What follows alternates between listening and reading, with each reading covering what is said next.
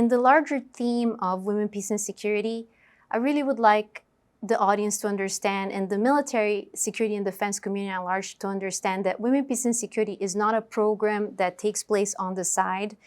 It is an initiative of a largely global framework that needs to be integrated everywhere across our security and defense structure, from personnel to logistics, intelligence, analysis.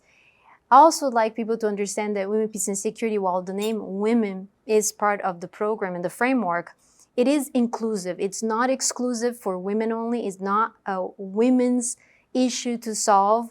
It is a problem for all of us to tackle, men and women. It's largely inclusive of men. In fact, we need more men champions in this framework. So now that I transitioned from the military and my experience has been boots on the ground, now transitioning into academia, and as an academic practitioner, I do have a renewed sense, an appreciation for data, and I think we need to go deeper on the data. The Women, Peace, and Security community, we drive a lot on stories and anecdotes, but the importance of having data, gathering data, analyzing it statistically and empirically, it's very important. And I think a lot of the information shared here revolves around the data, and I'd like to bring it back and continue understanding and studying that.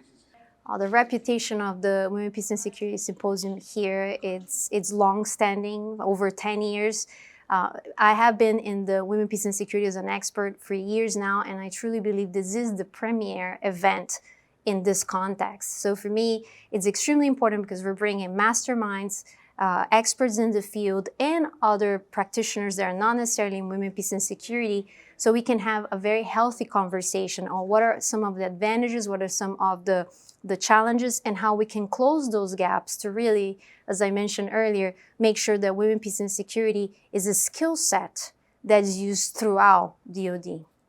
I think it's important too that it's not only inclusive of gender, but again, is inclusive of all functions. Women, Peace, and Security, we have to include all functions, and we have to include all ranks. It's not an officer's thing, it's not a senior enlisted, it's not a civilian thing, it's everybody, all hands on deck, literally and practically, so we can advance it in all fronts. I think this is important to bring to the front for too.